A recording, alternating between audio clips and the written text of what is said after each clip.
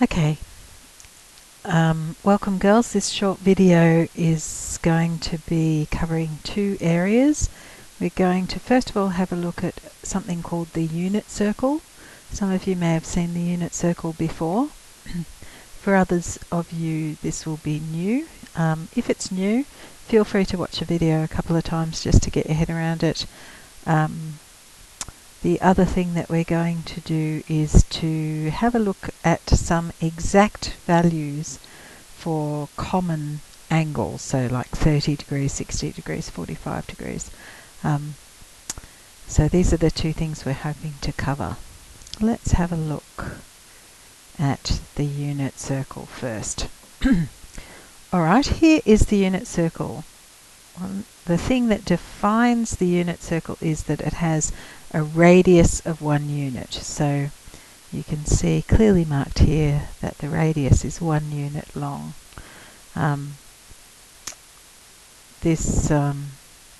Anywhere on the unit circle the radius is 1 unit long, of course, because it's a circle, and the center of the unit circle is the origin, the point 0, 0. So let's say I pick any old point on the circumference of this unit circle here, and I'm going to call the coordinates of that point x and y, because I don't really know what they are yet. Well, I can use this unit circle to express this x and this y in terms of the trigonomic values of this angle here. How can I do that, you say? Well, I am glad you asked.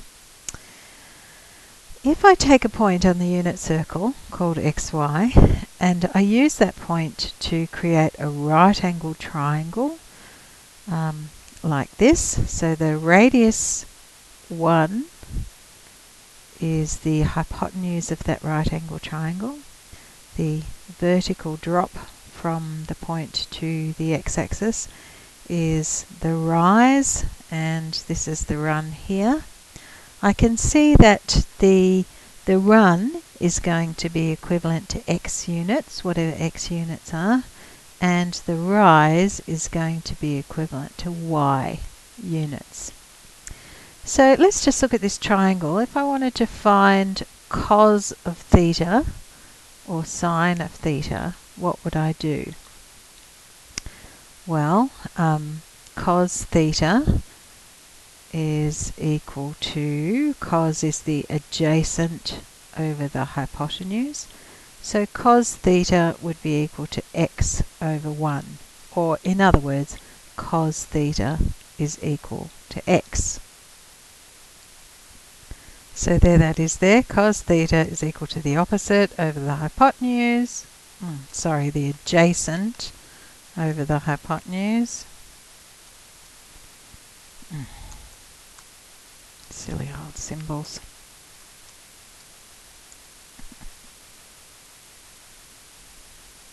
The adjacent over the hypotenuse, which is x over 1, which equals x.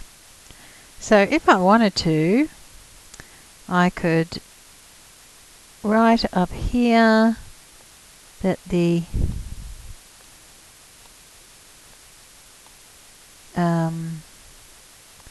x-coordinate of this point is cos theta. Alright, what about sine theta? Well, sine is the opposite over the hypotenuse, which is y over 1, which is equal to y. So I could write the other coordinate, y, there is the same as sine theta.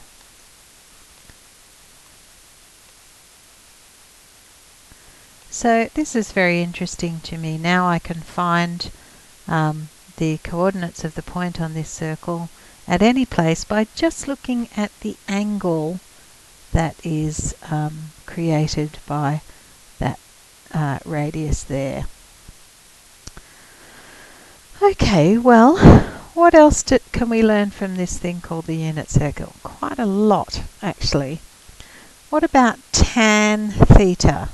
Here's my unit circle now. I've written it as cos theta, sine theta.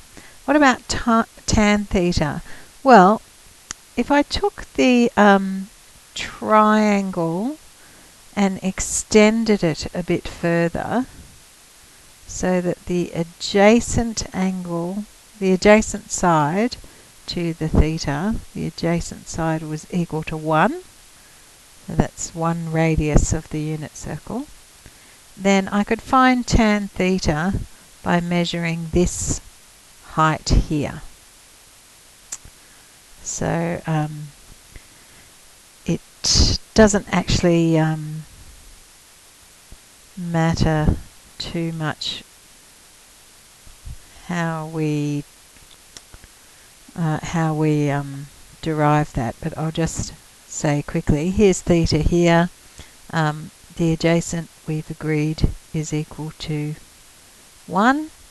So this has to be equal to tan theta, because tan theta equals opposite over adjacent. Don't worry too much about that one. You won't really need to be able to prove it. But that's how we find tan theta. Another way that we can find tan theta, and this is actually a more useful way, is we know that tan theta is equal to y over x, don't we? So the opposite is y in this original triangle, and the adjacent is x. So tan of this theta here is y over x. But we also know that x is the same as cos theta and y is the same as sine theta. So we can say that tan theta is just equal to sine theta divided by cos theta. So this is important here. That's going to come in useful. It's very hard to draw because I'm doing this on my laptop. This is going to come in useful, so remember that tan theta equals sine theta over cos theta. And that's always true, regardless of the angle. The other thing that we can see from the unit circle is that both cos and sine have very restricted domains. Cos theta is never going to be greater than 1, and it's never going to be less than negative 1. The other thing that we can see is that sine theta is never going to be greater than 1, because that's the y value, and it's never going to be less than negative 1. So we can see that cos theta and sine theta, regardless of the angle, have these domains here for any value, for any angle. Okay, this information is going to be useful to us. So keep those things in mind.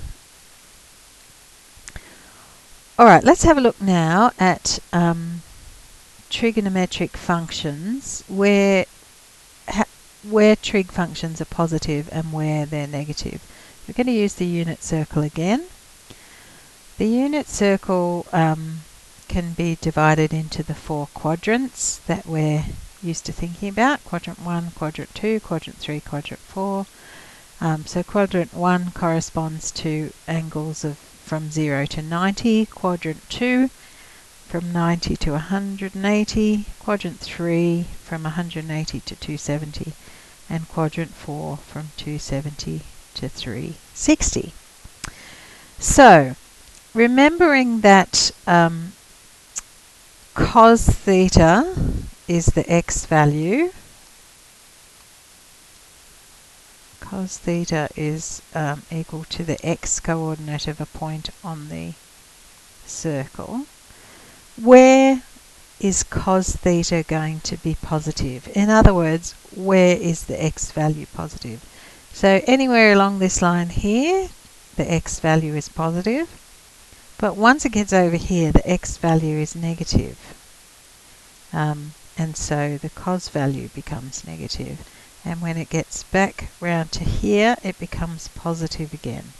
So we can see that cos is positive in quadrants 1 and 4. So what about sine theta? We remember that sine theta is equal to the y value of the coordinate of the points on the the circle. So where is y positive? Well, y is positive anywhere above the x-axis. So this top half, y is positive, so that means sine is positive in quadrant 1 and in quadrant 2. Well, what about tan? Well, tan, we know, is equal to sine theta over cos theta. So we can use what we already know about where cos and sine are positive to find out where tan's positive. So in quadrant 1, both sine and cos are positive, so tan has to be positive in quadrant 1. In quadrant 2, sine is positive, but cos is negative, so tan has to be negative, because tan is just sine divided by cos. In quadrant 3, both sine and cos are negative, so tan will be positive, because a negative divided by a negative is a positive. And in quadrant 4, cos is positive, but sine is negative, so tan is going to be negative again. So we can say that tan is positive in quadrants 1 and 3. And this gives us this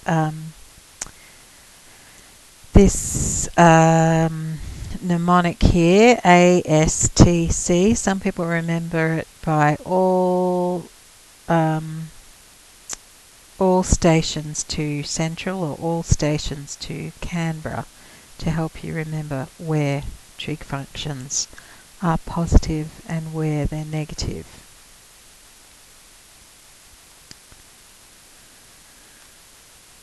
Alright, so that's a little bit to take in. I just want to do one more thing with some exact values, and again, some of you will have seen this before. You will have noted from finding trig functions on your calculator that, sorry about that, that many trig ratios are inexact approximations, because the trig ratios themselves are recurring decimals or irrationals, decimals that go on infinitely. So often we use rational approximations for trig values. So we'll say we'll use a fraction, or we'll estimate it to 2 decimal points. But for some angles we're able to find exact values, and we do this by constructing some particular triangles. So here's the first triangle that I'm going to use. This triangle is an equilateral triangle. It has 3 equal sides that are 2 units each.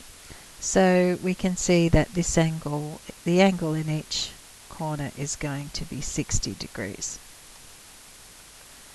Okay, 60 here and 60 over there. Sorry about the horrible writing. It's really hard to use the laptop for this.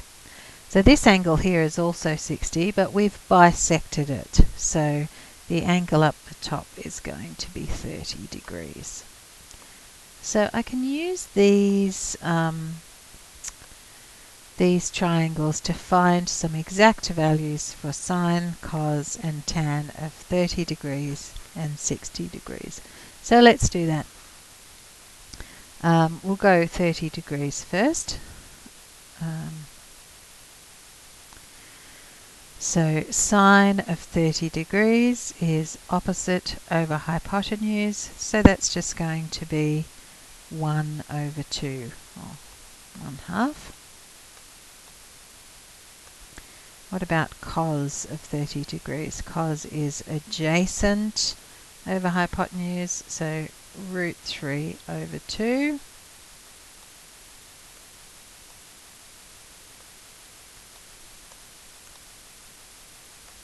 And what about tan? Tan is opposite over adjacent, so that's just 1 over root 3. You can write this more neatly than I'm writing it. Right, what about 60 degrees? Well, sine of 60 degrees is going to be opposite root 3 over hypotenuse 2, and root 3 over 2 down there.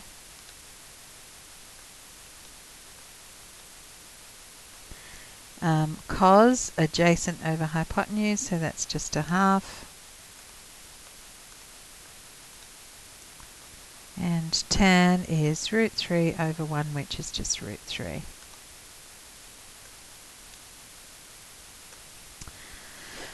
Okay, now I've constructed a different triangle. This is an isosceles triangle, so it's going to have an angle here of 45.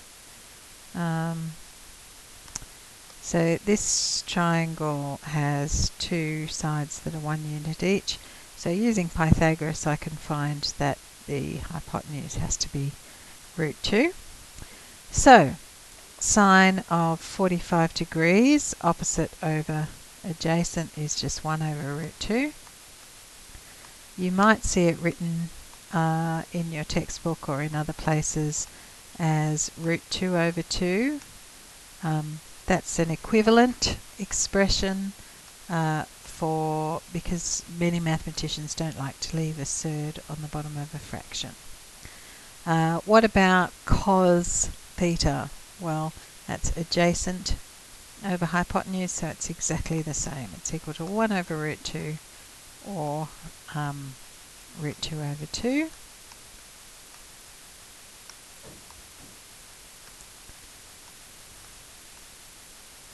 And then the tan of 45 degrees is just going to be 1 over 1, which is 1. Okay, finally, I've got two more angles in this table here, 0 and 90 degrees. I've got these values from looking at my unit circle. So remember that, hang on, I'll just draw a quick unit circle. Remember that in my unit circle, not quite as accurate as the one before, this point here is going to be the point 1, 0, isn't it? Because it has an x-coordinate of 1 and a y-coordinate of 0. Sorry about that, I don't know what they're doing next door. And I can also see that this point here is equivalent to a angle of 0. So in other words, I haven't gone up at all. I've just stayed at 0. So I know that this corresponds to cos of the angle. So cos of 0 is going to be 1. And this corresponds to sine of the angle. So sine of 0 is going to be 1. And tan of 0 will be sine divided by cos, so 0 divided by 1 is just 0. Similarly, for 90 degrees, that corresponds to this point on the unit circle up here. So that's going to be the point 0, 1. And so cos theta will be 0, sine theta will be 1, and my tan, which is sine divided by cos, is 1 divided by 0, which of course is undefined. Okay, sorry about that dreadful drawing there, that's horrible. Okay, what I'd like you to do now is to go to exercise 5B in your workbooks and have a go at those questions. Thanks. See ya.